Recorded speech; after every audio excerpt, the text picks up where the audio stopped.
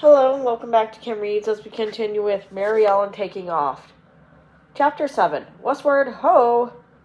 To celebrate the last day of school, Mom had set up the sprinkler in the front yard. Within minutes of being home from school, Maryellen and Beverly were in their bathing suits running through the deliciously cold sprinkler water. Tom and Mikey danced from foot to foot just as the edge of display while Cooter watched from the shade. Suddenly, Beverly said, with wide eyes, "Look!" Dad was turning in the driveway, and attached to his car was a huge silver trailer. Dad honked the horn. Mom, Joan, and Carolyn came dashing out of the house. As Dad got out of the car, Tom and Mikey ran to greet him. "What on earth is that?" asked Mom when everyone settled down a bit. "Isn't it a beauty?" said Dad, patting the trailer proudly. "It's the 1995 Airstream, and it's all ours. We're going to see the USA this summer, kids, and this will be our home away from home." "Hooray!" cheered everyone but Mom. "We're taking a family road trip. It'll be a chance for some real togetherness. I thought we'd head out west to Yellowstone National Park." "I love the idea of heading west," Maryellen gushed. "Just about my favorite TV shows are westerns." Maryellen pictured herself riding and galloping a horse across the sagebrush prairie, sleeping out under the stars, and crossing raging rivers like the pioneers. "Please can we go to the Alamo, Dad?" she begged. "Davy Crockett was there." Maryellen and the little kids sang the song from the TV show. "Davy, Davy Crockett, king of the wild frontier." "Davy Crockett," sniffed Joan. "I can't believe you idolize a guy who walked around with a dead raccoon on his head. I think all those westerns you love so much are ridiculous." "They are not," Maryellen protested you, but Mom held up both her hands to stop them. She looked harried. "I've got Joan and Jerry's wedding breathing down my neck," she said to Dad. "There's so much to do. The painters are coming next week to get the house ready for the wedding. Who will supervise them? Scooter?" "Scooter will come with us," said Dad. "And don't you think you'd like a vacation from all the wedding worries?" "I don't think there will be a vacation for me," said Mom. "Driving cross country in a trailer just means I'll do all my usual work under tighter than usual conditions. It also means I won't see my parents this summer." Everyone was quiet, thinking about what Mom had said. Maryellen could see that Mom had several valid points. "Mom," said Maryellen, what if Grandmom and Grandpop came here? That way we could see them and they could take care of the house while we're gone and be sure the painters are doing everything right. They could stay for a while after our trip, too, so we could buy a nice long visit together." Mom considered her suggestion. "That might work," she said, nodding and smiling a little. "That's a great idea, Ellie," said Dad, beaming. Maryellen turned eagerly to Mom. "And I'll take care of Scooter on the trip, I promise." Truthfully, she didn't think that being responsible for a lazy, sleepy Scooter would be very hard. She added, "I'll help with other chores, too. Cleaning the tidy trailer would be a breeze." "I'll help too," said Carolyn. "It'll be fun keeping the Airstream nice and neat and shipshape." "You needn't worry about cooking too much, sweetheart," said Dad to Mom. "Mostly be eating the fish I catch. I'll fry them over the campfire. And you could teach Joan to cook in the little Airstream kitchen, and she can make dinner for us too," added Maryellen. "All right," said Mom. She shrugged to surrender. "Westward ho, I guess." The next few days were a hurricane of shopping, packing, gathering, and preparing. Dad bought a tent and sleeping bags at the Army-Navy store because there were not enough beds for everyone in the Airstream. Mom went to the grocery store to buy food for the trip. "In case the fish aren't biting," she said, winking at Dad. Jerry, Joan's fiancé, drove the girls in his hot rod to the library to stack upon books. On the way home, she stopped at a diner and generously treated everyone to French fries and ketchup. Joan had to eat her French fries with one hand because Jerry was holding the other hand, the one with the engagement ring on it. "I'm going to miss you," said Jerry to Joan. "I wish you didn't have to go." Beverly giggled. "Mushy!" Maryellen kicked her leg under the table to shush her. Joan sighed. "I don't really want to, but Dad has his heart on this whole family trip. I can't let him down." "You'll have lots of time to read anyway," said Jerry.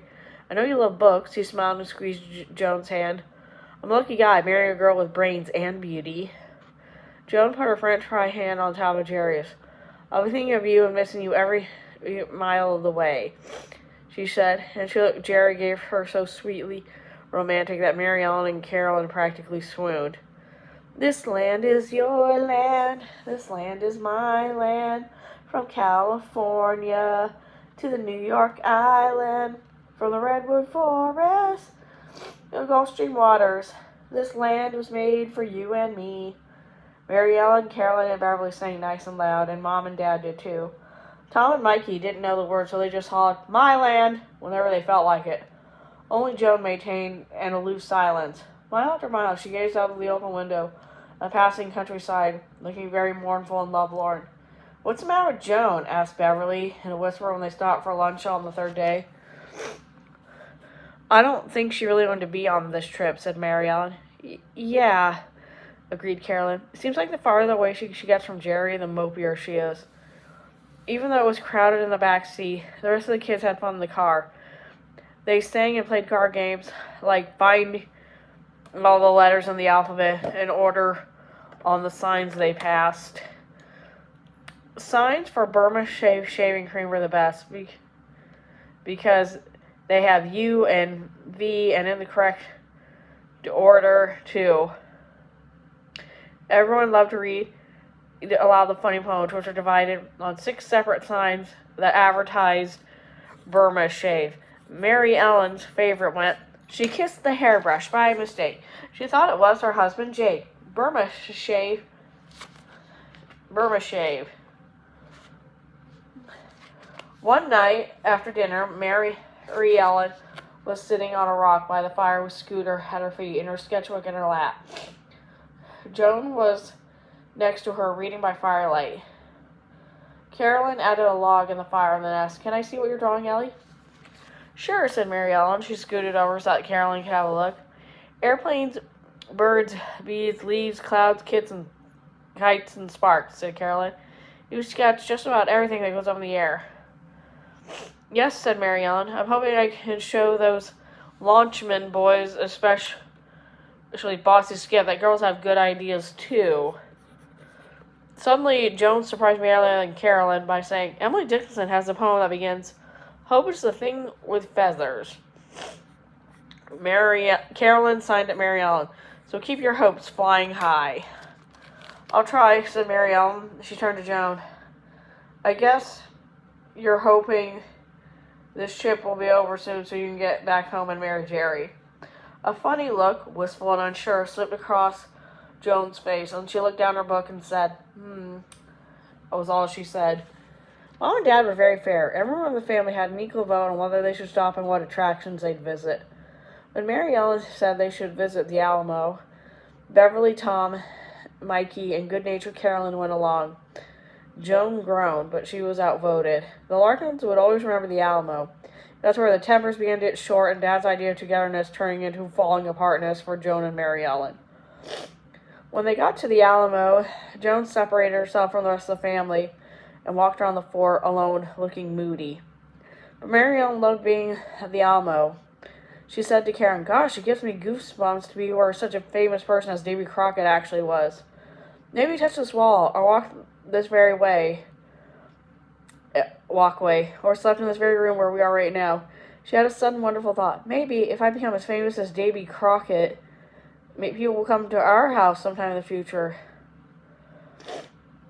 "Maybe," said Carolyn cheerfully. She turned to Joan, who wandered over to them. "What do you think, Joan?" Joan looked thoughtful, and then she said briskly, "I think I'm going to go over to the gift shop to buy a postcard to send to Jerry." Joan left Carolyn and Maryellen roll their eyes at each other. "It's as if she's not really on this trip with the rest of us all," said Maryellen. Relations between Maryellen and Joan were no better when they returned to Air Street. Maryellen was conscientiously trying to do her job of caring for Scooter.